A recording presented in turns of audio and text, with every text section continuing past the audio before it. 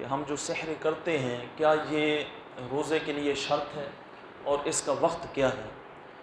تو اس پر علماء کرام فرماتے ہیں کہ سحری کرنا یہ روزے کے لیے کوئی شرط نہیں ہے، نہ روزے کے لیے واجب ہے نہ فرض ہے۔ رات کو اگر کوئی بندہ کچھ کھا پی کے روزے کی نیت کر کے سو جاتا ہے، پھر اس کی آنکھ صبح صادق کے بعد کھلتی ہے، روزے کی نیت تو اس نے کر لی تھی، اس کے بعد وہ وضو کر کے نماز پڑھ لیتا ہے تو اس کے روزے کی نیت پہلے ہو چکی تھی، اس کا روزہ ہو جائے گا۔ بہرحال سحری کرنا جو ہے یہ سنت ہے۔ حضرت انس بن مالک رضی اللہ تعالی عنہ روایت کرتے ہیں، نسائی کی حدیث پاک ہے، اور آپ سب کے علم میں حضرت انس وہ صحابی ہیں جنہوں نے 10 سال حضور کی خدمت کی، 10 سال۔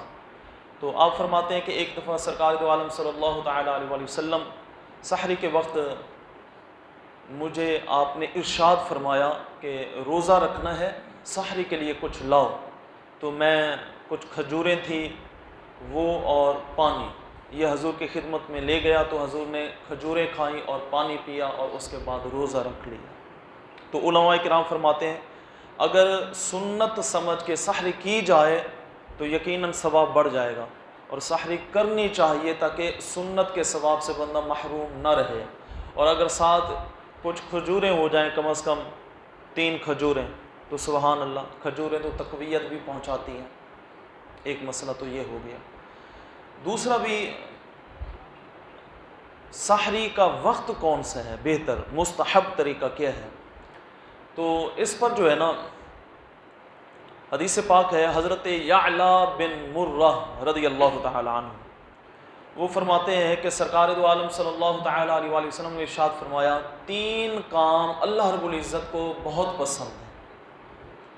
ایک، افطار میں جلدی کرنا، سحری میں تاخیر کرنا، اور نماز میں قیام کی حالت میں ہاتھ پر ہاتھ رکھنا۔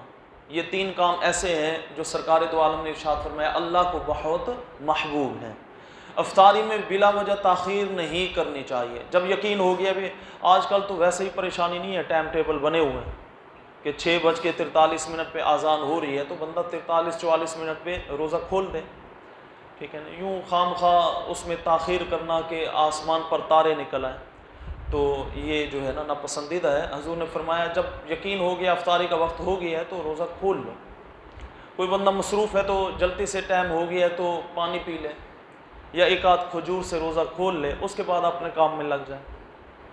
سحری میں تاخیر مستحب ہے، تو اس پر جو ہے نا ملا علی قاری رحمۃ اللہ تعالی علیہ لکھتے ہیں کہ سحری کا وقت جو ہے آدھی رات کے بعد ہے، لیکن جو علامہ نعیم الدین مراد آبادی نے تفسیر نعیمی میں اس کی تحقیق کی ہے وہ یہ ہے کہ سحری کا وقت جو ہے وہ تقریباً ان کی تحقیق کے مطابق تقریباً صبح صادق سے پہلے کے جو 1.5 گھنٹہ ہے نا وہ ہے تاخیر والا وقت۔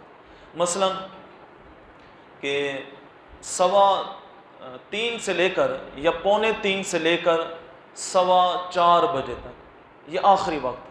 اگر اس وقت میں سحری کی جائے تو یہ مستحب ہے، یہ مستحب عمل ہے۔ اب آخری بات جو میں عرض کرنا چاہتا ہوں جو انتہائی ضروری ہے وہ یہ ہے کہ سحری کا جو وقت ہے نا وہ ہے 4:18 تھا، اذان ہوتی ہے 4:25۔ صبح کی اذان ہمیشہ سحری کے وقت ختم ہونے کے بعد ہوتی ہے۔ یہ پہلا دن تھا اور انتہائی ضروری مسئلہ میں پیش کر رہا ہوں۔ ہمارے ہاں یہ رواج ہے کہ لوگ انتظار کرتے ہیں کہ مسجد میں اذان ملے تو ہم روزہ بند کریں، یہ غلط ہے۔ آج کل تو جدت ہے، ہر کسی کے پاس واٹس ایپ میں کیلنڈر آ جاتا ہے۔ آپ نے اذان کی آواز کو فالو نہیں کرنا، آپ نے سحری کا جو وقت ہے اس کو فالو کرنا ہے۔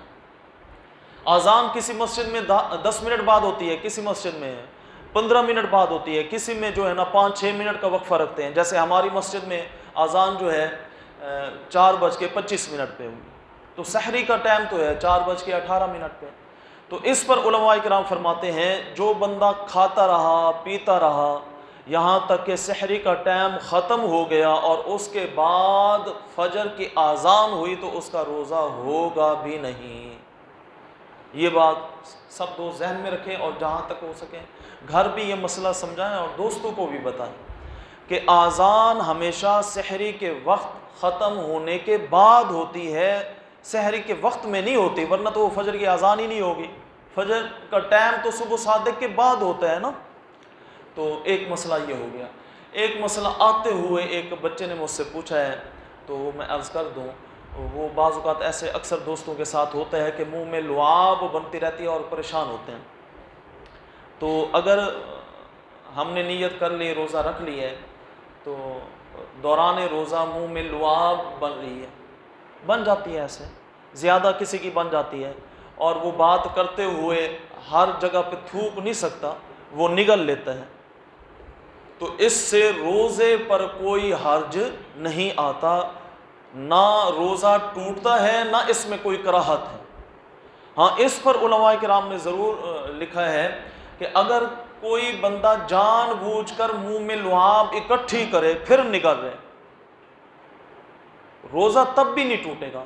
صرف یہ ہے کہ یہ مکروہ عمل ہے، ناپسندیدہ عمل ہے، ایسے نہیں کرنا چاہیے. ہاں اگر ایسے ہوا کہ منہ سے بہر کی کوئی چیز اندر آ گئی اور اس نے اس کو نگل لیا تب جا کے روزہ ٹوٹے گا. اللہ رب العزت ہم سب کو دین کا فہم اور عمل کرنے کی توفیق عطا